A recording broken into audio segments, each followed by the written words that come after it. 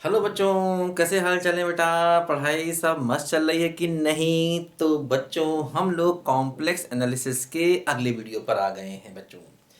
लेकिन बेटा, इस वीडियो से देखने से पहले आप कॉम्प्लेक्स एनालिसिस की प्लेलिस्ट पे जा करके कॉम्प्लेक्स एनालिसिस के बेटा सारे वीडियो देख लीजिए। और भी मेरे बहुत से टॉपिक चल रहे हैं, है ना। Group theory, modern algebra, vector space, real analysis, topology, है ना, function analysis, calculus of variation, integral equation, और ही मेरे कई सारे टॉपिक बेटा चल रहे हैं। टेंसर एनालिसिस, तो इनको भी जा करके आप प्लेलिस्ट पे देख सकते हैं। आप मेरे चैनल पर जाइए, और 11-12 का पूरा सिलेबस मेरा अपलोडेड है। 11-12 के पूरे टॉपिक मैथ्स के जो हैं आईआईटी लेवल से अपलोडेड हैं। ठीक है, आईआईटी के जो बच्चे प्रिपरेशन करते हैं तो उसके लिए पूरा मैटर मेरे चैनल पे आपको मिलेगा। ठीक है बच्चों, चलिए हम लोग कॉम्प्लेक्स एनालिसिस की बात करते हैं बेटा। आज हम लोग बेटा पढ़ेंगे ऑर्थोगोनल फंक्शंस। देखो बच्चों, ये एक जनरल कॉन्सेप्ट होता है ऑर्थोगोनल फंक्शन।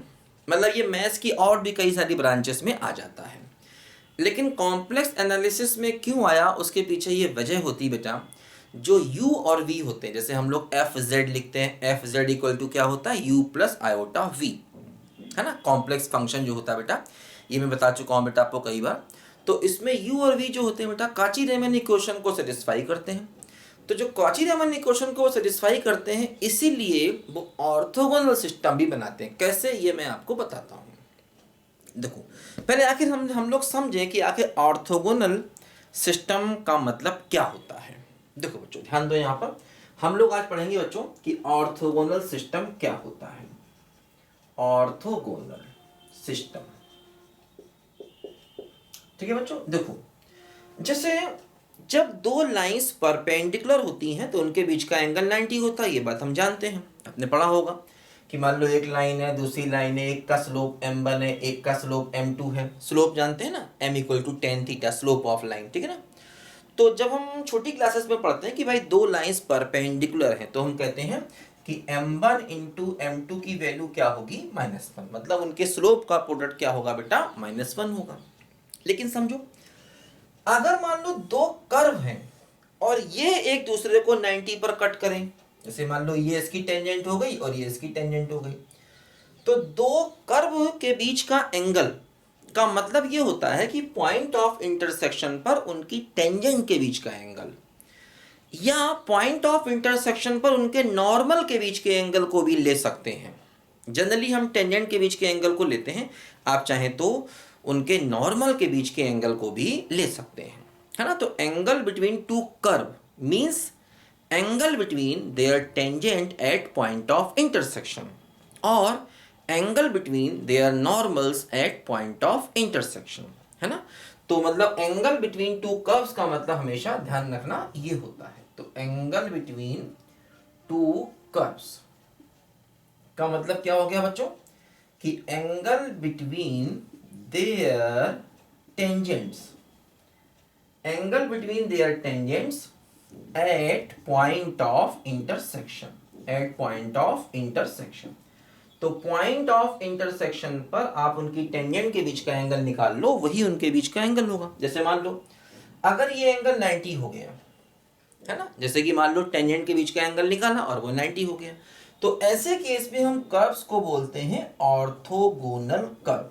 ध्यान दीजिए, ऑर्थोगोनल कर्व मतलब यहां पर कर्व में परपेंडिकुलर वर्ड का यूज ना करके हम ऑर्थोगोनल वर्ड का यूज करते हैं। ठीक है, ध्यान देना। कई लोग कहते हैं कि परपेंडिकुलर कर्व कह सकते हैं, ऑर्थोगोनल वर्ड इसके लिए बनाया गया, कर्व के लिए, लाइंस के लिए परपेंडिकुलर वर्ड बनाया गया। ठीक है, ऑर्थोगोनल वर्ड जो है, जैसे कई सारी लाइंस एक दूसरे के परपेंडिकुलर हैं तो वहां पर भी ऑर्थोगोनल वर्ड यूज कर सकते हैं। जैसे तीन लाइंस हैं, जैसे X axis, Y axis, Z axis, ये तीनों आपस में एक दूसरे के परपेंडिकुलर होते हैं, तो यहां पर भी हम ऑर्थोगोनल वर्ड यूज कर सकते हैं। कर्व में हमेशा ऑर्थोगोनल ही यूज करते हैं। तो देखो बच्चों, दो कर्व के बीच का एंगल अगर 90 है, मतलब पॉइंट ऑफ इंटरसेक्शन पर उनकी टेंजेंट के बीच का एंगल 90 है, या पॉइंट ऑफ इंटरसेक्शन पर उनके नॉर्मल के बीच का एंगल 90 है, कुछ भी कह सकते हैं, ध्यान रखना। तो हम कहेंगे हमारे कर्व कैसे हैं, बोलो, ऑर्थोगोनल हैं। ऑर्थोगोनल का मतलब कि पॉइंट ऑफ इंटरसेक्शन पर उनकी टेंजेंट्स के बीच का एंगल 90। ठीक है, अच्छा, अब देखो ऑर्थोगोनल सिस्टम क्या होता है। ऑर्थोगोनल सिस्टम का मतलब देखो बच्चों ये होता है यहाँ पर जैसे कि मान लो मैंने एक कर्व ले लिया यू एक्स वाई, है ना, U X Y equal to constant. मान लो मेरे पास ये कर्व है, मतलब यू एक्स वाई का मतलब एक्स और वाई का वो फंक्शन है ना, और प्लस कुछ कांस्टेंट भी साथ में होगा। और मान लो दूसरा फंक्शन है वी एक्स वाई और साथ में कुछ कांस्टेंट है। मान लो ये दो कर्व है। अब देखो सिस्टम की बात यहां पर चल रही है ना, सिस्टम का मतलब बहुत सारे कर्व। देखो जैसे हम कांस्टेंट की वैल्यू बदलते जाएं तो बहुत सारे यू के कर्व आपको मिलते जाएंगे। मतलब एक सिस्टम ये है बच्चों और एक सिस्टम, ये दो सिस्टम है अलग अलग, है ना। सी की वैल्यू आप इसमें चेंज करते जाइए, बहुत सारे कर्व मिल जाएंगे। इसमें आप सी की वैल्यू चेंज करते जाइए, बहुत सारे कर्व मिल जाएंगे। अब ये जो सिस्टम है इसके बहुत सारे कर्व पॉसिबल होंगे और ये भी सिस्टम है, इसके बहुत सारे कर्व पॉसिबल होंगे। तो ये सिस्टम और ये सिस्टम आपस में ऑर्थोगोनल होंगे। मतलब इसमें से आप कोई भी एक कर्व ले लीजिए और इसमें से आप कोई भी कर्व ले लीजिए, इसका हर एक कर्व इसके हर एक कर्व का ऑर्थोगोनल होगा। ऑर्थोगोनल का मतलब ये होता है ना। जैसे कि मान लो इसके पास बहुत सारे कर्व है ना, सी की वैल्यू आप बदलते जाइए और इसके पास भी बहुत सारे कर्व हैं, इसमें बस सी की वैल्यू बदलते जाइए। तो इसका हर एक कर्व, इसका कोई भी कर्व ले लीजिए, जैसे मान लो इसका पहला लिया इसका चौथा लिया तो वो भी आपस में ऑर्थोगोनल। इसका पहला लिया इसका पांचवा लिया वो भी आपस में ऑर्थोगोनल। इसका दूसरा लिया इसका तीसरा लिया वो भी आपस में ऑर्थोगोनल। इसका कोई भी एक कर्व ले लो, इसका कोई भी एक कर्व ले लो, वो आपस में कैसे होंगे, ऑर्थोगोनल। तो हम कहेंगे these two systems are orthogonal. ऐसे केस में हम बोल सकते हैं, ठीक है ना। देखो क्या है यहां पर, मान लो मेरे पास ये है ना, u and v are two families of curve, families of curve, ठीक है। ये दो कर्व की फैमिलीज है ना, ये एक फैमिली है दूसरी फैमिली, वही मतलब सिस्टम दो कर्व की फैमिलीज है मान लो ये, ठीक है। अच्छा, इफ दे इंटरसेक्ट, है ना, दे इंटरसेक्ट एट 90 डिग्री, मतलब अगर वो 90 डिग्री पर इंटरसेक्ट करते हैं, वो मतलब इसकी फैमिली के साथ में, है ना। मतलब हर एक मेंबर, इसकी फैमिली का हर एक मेंबर इसकी एक फैमिली के हर एक मेंबर के साथ में, लैंग्वेज थोड़ी सी चेंज कर देते हैं क्योंकि यहां पर लैंग्वेज सही नहीं है, ठीक है। तो इफ every member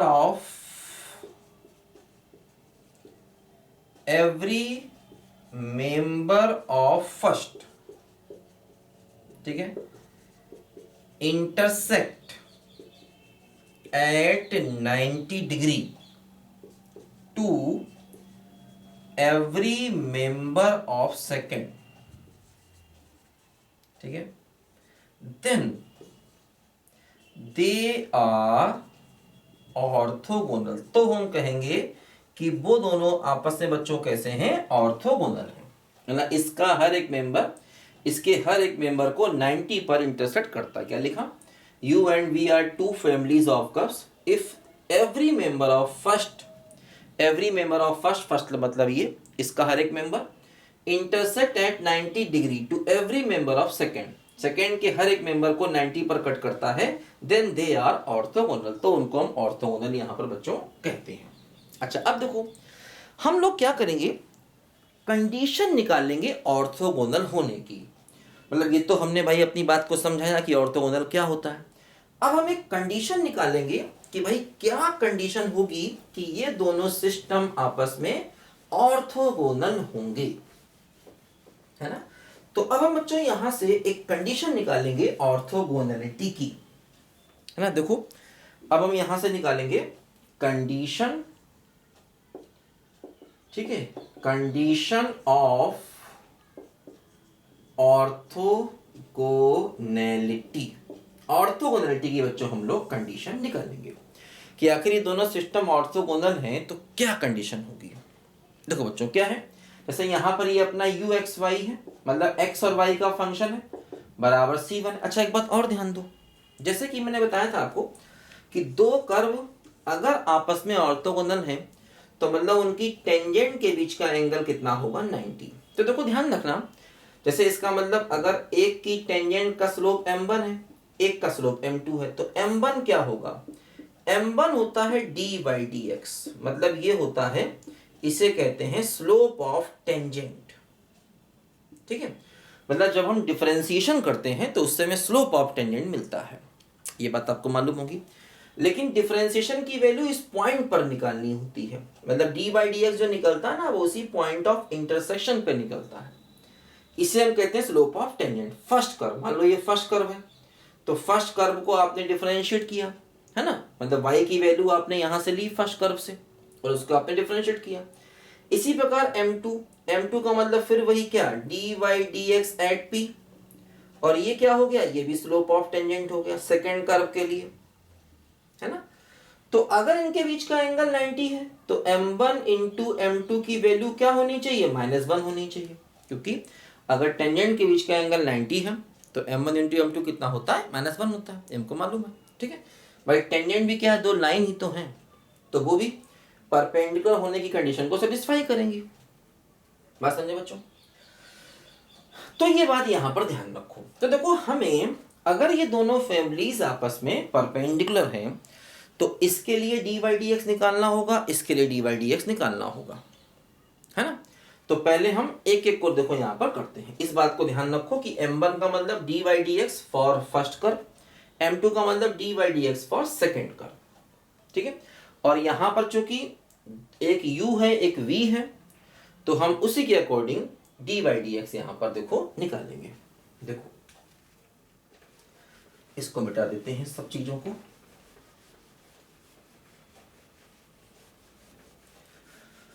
एक रास्ता है जिंदगी जो थम गए तो कुछ नहीं।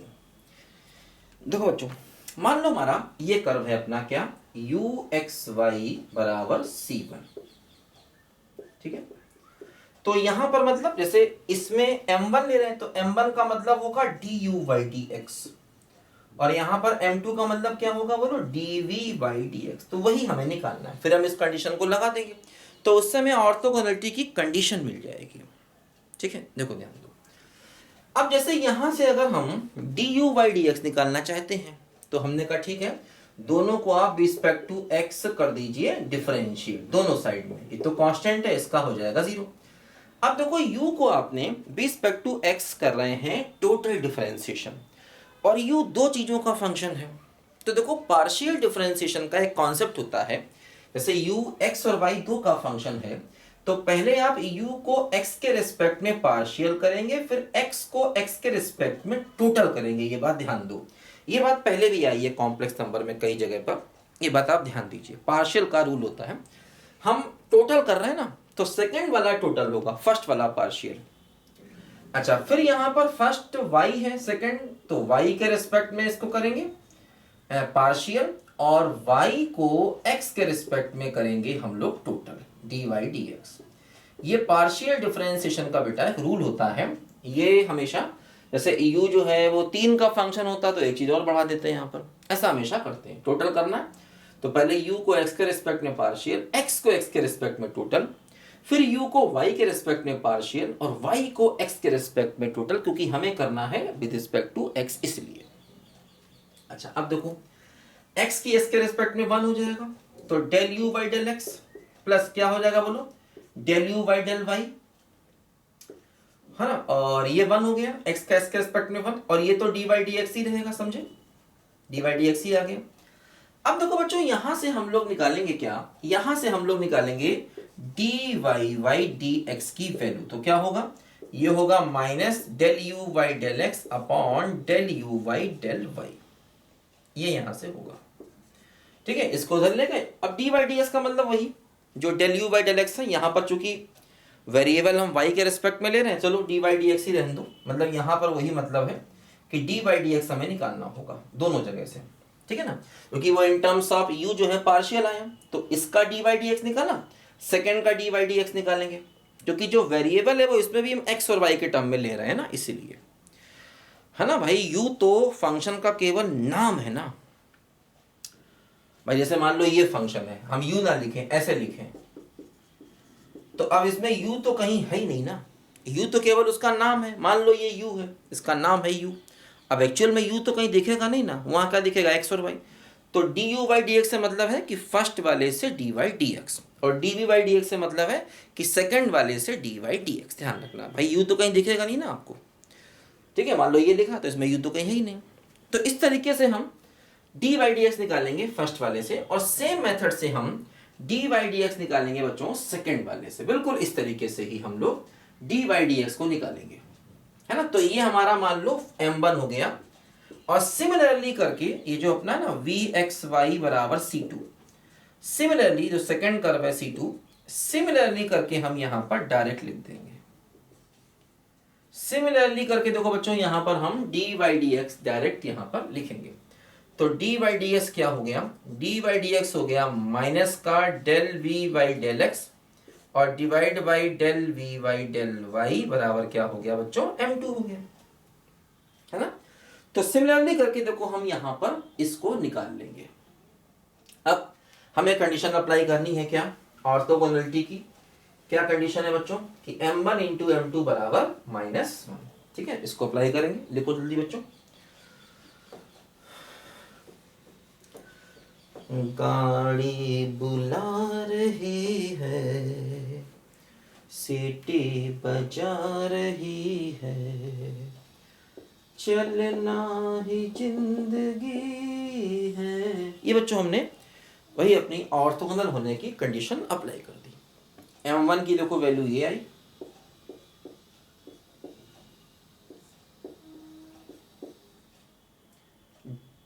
Del u by del x, sorry del u by del x, है ना। यहां पर भी ये del v by del x है, और del v by del y है, ठीक है। तो del u by del x m1 की जो वैल्यू है वो ये है, divide by del u by del y, और m2 की देखो वैल्यू ये है, तो फिर माइनस हो गया del v by del x divide by del v by del y बराबर -1। ये माइनस माइनस प्लस हो गया, तो ये हो गया del u by del x into del v by del x, इधर जाएगा फिर माइनस हो जाएगा, minus of del u by del y और into del v by del y, इधर ले आएंगे।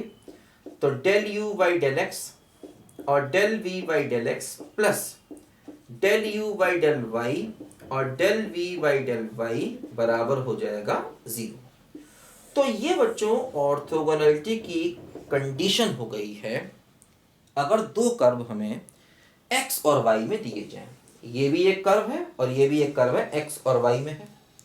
अगर हमें दो कर्व x और y में दिए जाएं तो ये हम ऑर्थोगोनलिटी की कंडीशन मान सकते हैं, ये एक जनरल कंडीशन है।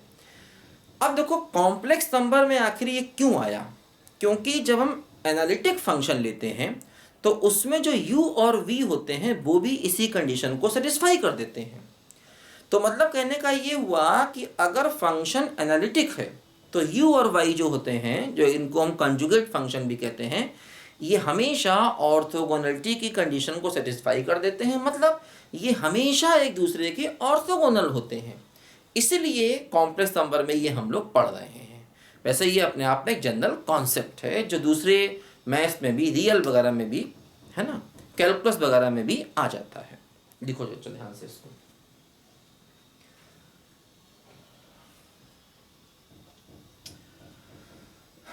गाड़ी बुला रही है, सीटी बजा रही है, चलना ही जिंदगी है, चलती ही जा रही है।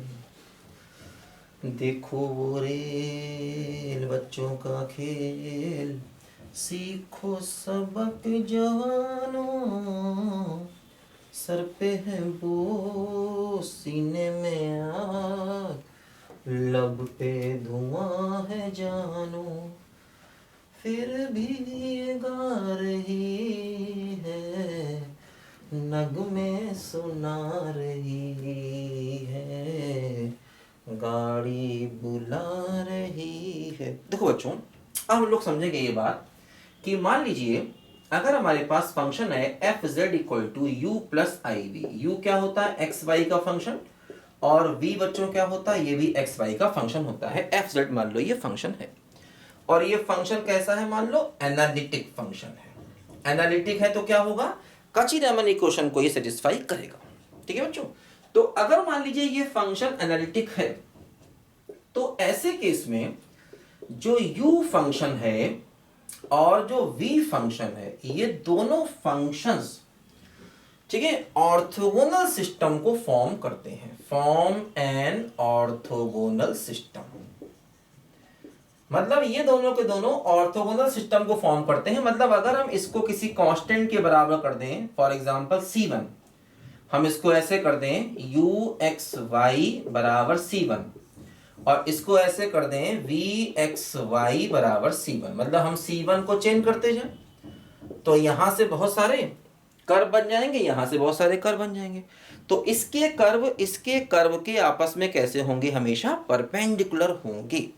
ये मतलब हुआ कि ऑर्थोगोनल सिस्टम फॉर्म करते हैं, मतलब इसका हर एक कर्व उसके हर एक कर्व के क्या होगा बच्चों, परपेंडिकुलर होगा।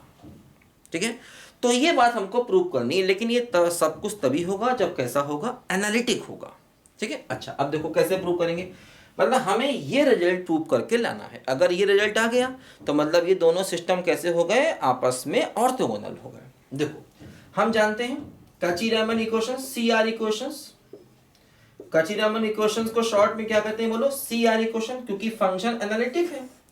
तो चूंकि f कैसा है, एनालिटिक है, f चूंकि एनालिटिक है इसीलिए कची-रीमन इक्वेशन सेटिस्फाई होंगी। कची-रीमन इक्वेशन क्या होती है बच्चों, ये होती है del u by del x बराबर del v by del y, और क्या होगा del u by del y बराबर माइनस का del v by del x, ये होती है अपनी कची-रीमन इक्वेशन। और ये क्यों है, क्योंकि फंक्शन एनालिटिक है इसीलिए। ठीक है, अच्छा अब देखो क्या होगा, इन दोनों से हमें ये लेकर के आना है। तो क्या करें, देखो इसको उल्टा करके लिखें, इसको ऐसे लिखें del v by del x equal to minus del u by del y, है ना, इसको ऐसे लिख सकते हैं। इसको हमने ऐसे लिखा, माइनस उधर भेज दिया। अब इन दोनों को आपस में कर दें मल्टीप्लाई। मल्टीप्लाई का मतलब इसका लेफ्ट लेफ्ट से, इसका राइट राइट से। देखो इसको इससे मल्टीप्लाई करो तो क्या होगा, del u by del x into del v by del x, और इक्वल टू इसको इससे करो तो क्या होगा, माइनस का del u by del y into del v by del y, है ना। अब इसको एक तरफ ले आओ तो क्या होगा, del u by del x del v by del x plus del u by del y और into del v by del y बराबर 0 हो गया बच्चों। तो देखो यहां से हमने ये कची-रीमन इक्वेशंस को लेकर के ये रिजल्ट प्रूव कर दिया। और ये रिजल्ट प्रूव करने का मतलब ये कंडीशन किस चीज की, ऑर्थोगोनल की कंडीशन है। इसका मतलब अगर फंक्शन एनालिटिक होता है तो जो u होते हैं और जो v होते हैं वो एक ऑर्थोगोनल सिस्टम को फॉर्म करते हैं। मतलब अगर हम उनमें कांस्टेंट को चेंज करते जाएं, नए नए कांस्टेंट लगाते जाएं, जैसे कि मान लो हमने एक फंक्शन लिया एफ जेड बराबर एक्स क्यूब माइनस वाई और plus I into Y minus 3x square Y square. मान लो ये एनालिटिक है, मान लो, मुझे नहीं पता है कि नहीं है, मैंने आइडिया से लिखा है ना। मान लो ये फंक्शन एनालिटिक है, मान लो, तो जैसे ये हमारा u हो गया और ये हमारा v हो गया। अब देखो हम इसको ऐसे लिख दें u इक्वल टू कॉन्स्टेंट और इसको लिख दें v इक्वल टू कॉन्स्टेंट, है ना, ऐसे।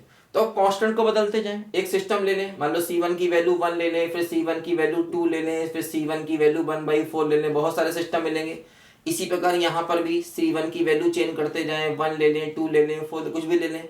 तो इसका हर एक कर्व इसके हर एक कर्व के क्या होगा, परपेंडिकुलर होगा, ऑर्थोगोनल होगा। हमेशा कांस्टेंट की वैल्यू चेंज करेंगे तभी तो हमको अलग अलग कर्व मिलेंगे ना, क्योंकि अदरवाइज अगर हम केवल इसको ले लें, कांस्टेंट को बदली ना, तो ये तो अकेला है तो फिर बहुत सारे कर्व नहीं है ना, क्योंकि हमें दो सिस्टम चाहिए, है ना। c1 की वैल्यू चेंज करते रहो, c2 की वैल्यू चेंज करते रहो, क्योंकि वैसे c1 c2 डिफरेंशिएशन में तो 0 हो जाते हैं, इसलिए उनका कोई फर्क नहीं पड़ता। ठीक है बच्चों, तो बच्चों यहाँ से हाँ स्पेशल केस में हम c1 c2 की वैल्यू 0 भी ले सकते हैं, जैसे इसको 0 ले लिया, इसको भी 0 ले लिया, ऐसा भी कर, तो यही चीज़ आ गई वापस, ऐसा भी कर सकते हैं, c1 c2 को 0 भी तो ले सकते हैं। बात समझे बच्चों।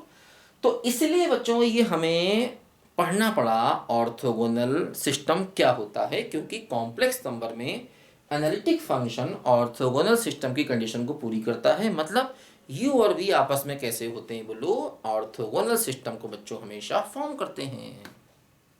ठीक है बच्चों, तो इस वीडियो में बच्चों इतना ही पढ़ेंगे। अभी हम लोग और भी अच्छे अच्छे कॉन्सेप्ट पढ़ेंगे। ये अपना टॉपिक जो है एनालिटिक अभी ज़्यादा दिन नहीं चलेगा, ये 2-3 लेक्चर का और मेहमान है ना। काफ़ी डिटेल से बेटा मैंने पढ़ा दिया तुमको इसको, काफ़ी शुरुआत से पढ़ो, स्टार्टिंग से पढ़ो, उसके बाद अगला टॉपिक शुरू करेंगे। सब कुछ पढ़ेंगे, कॉम्प्लेक्स एनालिसिस को पूरा पढ़ेंगे, कॉम्प्लेक्स इंटीग्रेशन वगैरह, पावर सीरीज वगैरह सब कुछ पढ़ेंगे, परेशान मत होइए, है ना। सब कुछ पढ़ेंगे, पूरा ख़त्म करेंगे। लेकिन थोड़ा सा बेटा क्या होता है कि मैं बहुत टॉपिक के वीडियो बना रहा हूँ, तो हफ्ते में 2 या 3 वीडियो तो अपलोड होते ही होते हैं, इसलिए परेशान नहीं होना, पढ़ते रहो, कोई टेंशन नहीं करो। और टेंशन तो बेटा मैथ्स पढ़ने वाले बच्चे करते भी नहीं हैं, बिल्कुल नहीं करना, आराम से पढ़ो, सब कुछ होगा। ठीक है बच्चों, तो इस वीडियो में बेटा इतना ही, फिर मिलते हैं अगले वीडियो में, तब तक के लिए बाय बाय। कहाँ गया भाई रिमोट, कहाँ गया, चलिए बाय बाय बच्चों।